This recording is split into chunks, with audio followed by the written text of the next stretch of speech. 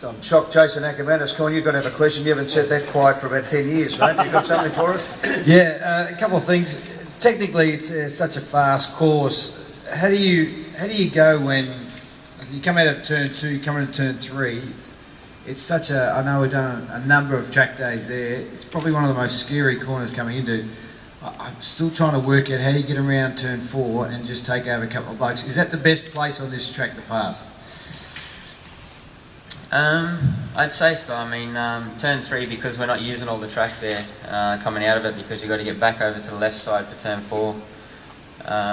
You know, it leaves a bit of room so people can run through that corner a little bit faster than you, get the run on the outside and come up next to you to go on down the brakes. So it can be a very good place to overtake, and we see a lot of moves done there. But at the same time, it's if you get a good run through turn 3, then basically no one's ever going to be close enough to you to make the pass into turn 4. So turn 3 is one of the most scary corners probably in the world, going through there, especially when it's a windy day and it's normally blowing a gale on the inside of that corner there. So once you come out from behind the tyre barriers on the inside there, a big gust hits you and normally pushes the front. So it's a little bit scary, but at the same time, it's one of my favourite corners as well. You know, there's a lot of slide and things like that there. We can really light it up through that corner, and in that downhill section just before, it's a lot of fun. So this whole track flows together very well. There's 2 tight corners really just to upset everybody, I suppose. Everyone gets in the rhythm through the fast sections, and then you've got 2 really small hairpins on the right. So it sort of messes people up a little bit and makes things interesting. When you're an AFL player, you tend to have a bit of a brotherhood with each other off the field. You know, you understand each other. Most not with everyone, but most. When you've got a guy like Valentino, he's a wonderful rider, and he's had a small crack at your effort. He's wondering are you going 100%? Now, very few would doubt that you are, but you've said, okay, well, mate, your teammate is whooping your pants, so get it together. But off the track, how is the relationship? I mean, most blokes are you're friendly, you say good day, give them a high five. What do you do? I mean, definitely with the Aussies, everybody's relationship is pretty good. With some of the European riders, we feel that some of them are a little immature in the way that they feel they need to hate you to beat you. There's no way they'll ever be friendly with you if they want to win. But in the MotoGP class, I think everybody gets along, almost fine. There'll be a few quarrels between riders, but most of them get along. I think there's only a couple of riders that really don't get along in the whole class, but in the lower categories it definitely gets a bit cutthroat, and I think that's why you see in the 125 and 250 classes, they don't leave any emotion on the track there. They'll stick it in where they want to, and that's the reason. Well, the next part is when you change teams, you often want to bring guys you trust that can do the job for you. You've got a guy like Jeremy Burgess, Adelaide Crow supporter will forgive him for that, but the rest of it, he's a wonderful engineer. He's been with Valentino, he came from with Mick Doohan. The team around you going down to Honda, are you just going to trust those guys, or are you going to bring someone with you? No, at the moment, it's not set yet, but we're working on bringing my guys with me. I've got a fantastic team where I am, and I get along with them all so well. So they're like my second family.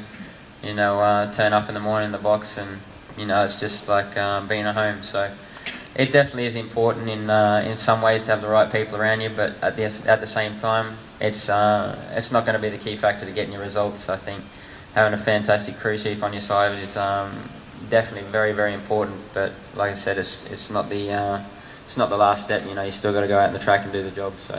Apparently speaking to Bomber Thompson as well. He's about the only one who hasn't in the last couple of weeks. But Casey, one final one. Maybe Sue Stanley, another world champion, former world aerobics champion's got a question. But Casey, closing out of World Championships, Mark Webber, your compatriot, is hoping to do that in the next little period of time in the Formula One. When you've got the chance to close out and everyone's going for you, what is there a difference in mindset going into a race? How do you close out that World Championship? Well, he's got with the points gap, especially the point system this year in Formula 1, I think it's a lot better. And, with the points gap that he has, he's got a good chance of, if he can get another win or so, and then keep that result, he can even finish his championship before the last round. So with the way things are going at the moment, But he's had ups and downs this season. He's definitely made an unbelievable results to get back and get back up the front. So I mean, he knows how to win races. He knows how to do that. Winning races is pretty much the same as winning championships. I mean, as Mick Doohan used to say, you win races and the championships come. So instead of trying to win championships, you make sure you go out there and race the race rather than race for the championship. And I suppose when it comes down to the last one, he'll drive how he has to. So Casey, there's a public dispute going on in Honda between Pedrosa and with Livio coming there, and you've got 3 riders all going to be fighting for number 1. How's this going to affect you next year? How are you going to see yourself dealing with these problems? Well, we don't actually know how the team's going to be set up yet. There's a lot of things floating around, and to be honest, I don't really mind. Whatever comes. I got a contract with the factory Honda, and we know we're going to be up there. As for being number 1, that's a thing of the past. Number 1 riders, it doesn't really matter what quality you are. Sometimes the top rider in the championship will get a part maybe slightly earlier than the others, but there's really no such thing as number 1 riders, other than the fact is whoever's winning the championship. But as far as I've seen, all the factory teams, they give equal support to both riders at all times, or 3 riders if there's going to be for next year. And so yeah, there's absolutely no worries. I mean, Danny's made it perfectly clear, but he's got no reason to. He's never worked with Livio. He doesn't know what he's like. He's just making opinions because he doesn't want things to change from where they are now, I think. So he's entitled to his own opinion, but it's not going to change anything for next year, and not change anything for me. Just ask you a question about the bike. Just going from a Ducati to a Honda, how much time do you think it will take you to get up to speed on it, to be competitive, to be on the pace on the Honda, the differences, the adjustments you'll have to make? Should be no more than a day. Still got 2 wheels, brakes, everything, so it's still a motorbike, so it shouldn't be too long. And the final question. Casey, with this year's championship decided, how will that impact on the race that we see on Sunday? How will riders attack it differently?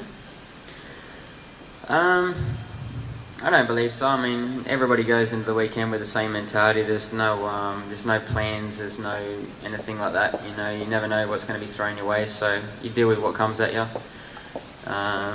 People used to play games in the races. Nobody does anymore. It's all pretty much head down, bum up the whole way, and see what happens. Things have changed a lot.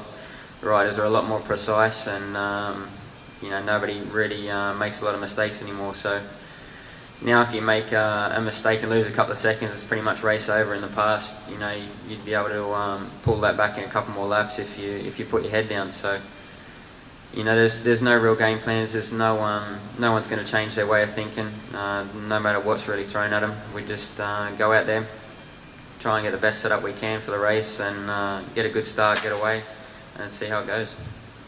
Thanks, ladies and gentlemen, for being here today. To Ron Walker and to Andrew Westacott, our best of wishes for the race coming up on the weekend. To Andrew Fox, we know that the track is in fantastic condition. Let's hope that the guides look after us as well. Either way, we're going to have a fantastic weekend down there. To the Minister, another 100,000 people going to a major event in Victoria, and this one in country Victoria just makes it even more special. And of course to Giorgio, thank you so much on behalf of everyone who loves motorsport, and particularly motor racing in this country, motorbike racing that is, to IVECO for your continued support, not only of the Formula 1 Grand Prix, the Motorcycle Grand Prix, but also this man here too, Casey Stoner. Ladies and gentlemen, and last but not least, please give Casey Stoner a big round of applause.